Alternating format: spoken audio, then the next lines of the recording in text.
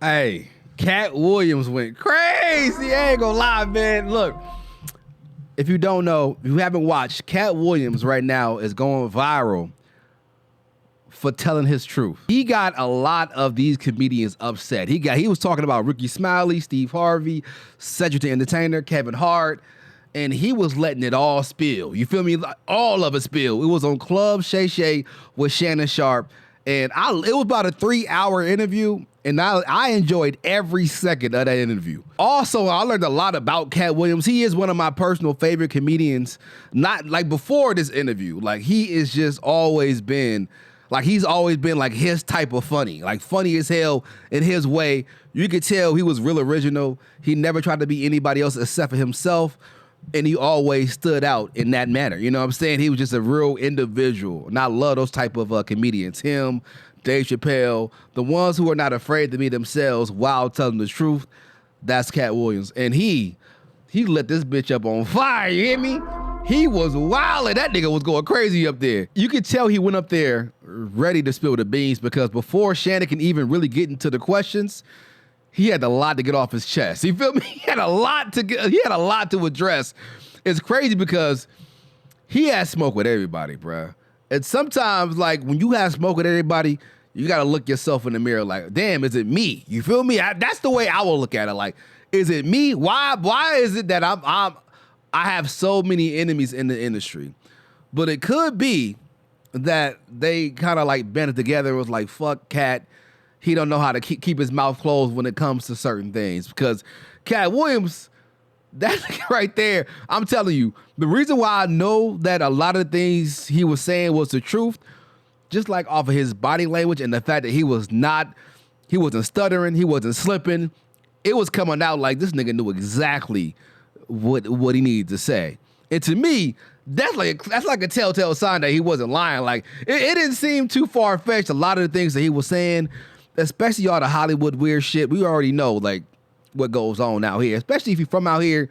You know it's weird as hell out here. But Katt Williams, man, he put a lot of things on blast, man, which I thought was hilarious.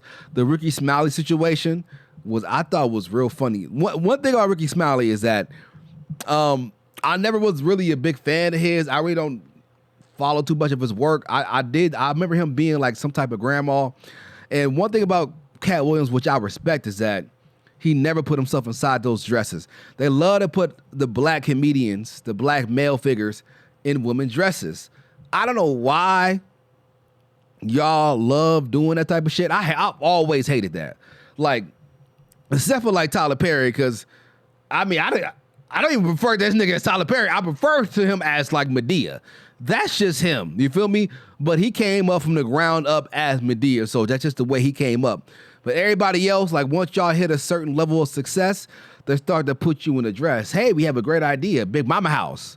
I'm like, what the fuck, Martin? Why? For what? You said, which is, I never understood it, man. So I always respected the black comedians or the black actors who said, no, I'm not gonna put myself in a dress to be funny for y'all. Like, I'm not gonna like, you know what I'm saying? Like, I'm gonna stay a man. I'm gonna keep my masculine frame and, you know, do a regular man role. Y'all don't put these white individuals in these in these dresses.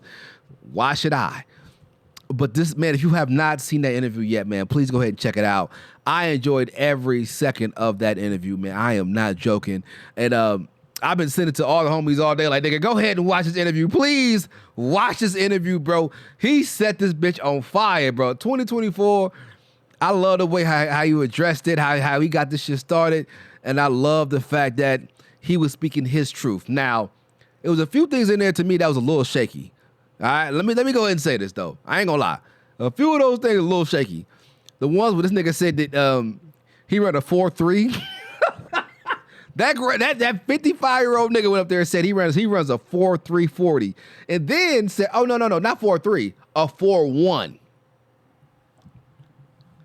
A 4.1 is Usain Bolt fast, respectfully. Olympic fast. Nigga, you understand what I'm saying? 4.1. Nigga, no. No. Yeah, like, he was up there just talking out of his ass on a few of those things. I'm just like, okay, I get it. And it's okay to be competitive and have that supreme confidence in yourself I get it. But that nigga, some of those things up there, a lot of his, also his story about his upbringing sounds real wild. I do believe it. I do believe he went through a lot of shit in his upbringing because he's an extremely intelligent guy. But that story, man, it sounds wild. And if it is true, which I think it is, he went through a lot of shit, man. Like his life story is actually kind of crazy. I was like, damn, bro, he went through what? He left home at 13. Nigga, he went to Florida at age 13. I'm like, hold on, what's going on with him?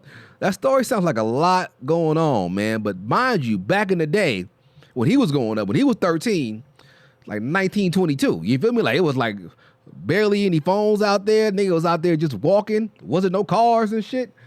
You know what I mean? So he was out there surviving at that age is pretty impressive. It really is. But overall, man, I respect the fact that he went up there and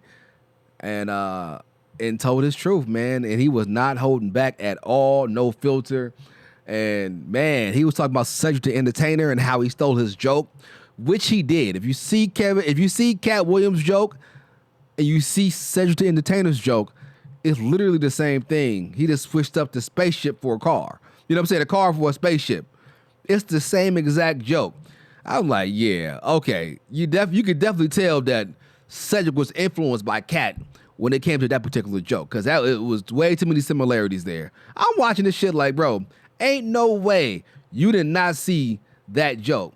And then Katt said that he was in the house when he said that joke. When he said that joke live, Cedric was in the house, came to him backstage and told him that joke was good. You know what I'm saying? So I believe him on that, man. It was a lot of other things, man. First, he was talking about Faizon Love. He was letting Big Worm have it in that motherfucker. But Faizon Love, Steve Harvey, man, he wasn't playing, man. Like, but yeah. But I love the fact that he was showing love to the ones who deserve it, like the Mark Currys, hanging with Mr. Cooper. You know what I'm saying? Like, that's a legend right there, man. Bernie Mac, a legend, man. He was definitely one of the funniest, if not the funniest comedians of all time, bro. Like, legendary, bro. So, please go ahead and check out that interview, man. Tell me what y'all think. I want to know y'all thoughts and opinions down below. It's not much more for me to say on this, man, but please go ahead and check it out. And also tell me, what are y'all favorite moments in the interview, man? Is there something that do y'all believe everything that he said? What didn't you believe? Let me know. I'm curious to know what y'all believe and what y'all didn't believe. A lot of my homies didn't believe some of the things he was saying when it came to like his upbringing, which me too. There was a few things up and I'm like a little shaky. That's a little shaky right there. And a few other things that I thought was a little shaky, but overall, I feel like when it came to Hollywood and a lot of the comedians out there, I feel like they are afraid of him because he's a truth teller and he is a lot funnier than a lot of those niggas that gets that notoriety. But they don't, you know what I'm saying? But because Katt is just a naturally funny dude. So it is what it is, man. Tell me what y'all think down below. Like button, sub button. I love y'all. I'm going to see you boys soon. Kingston, Majesty.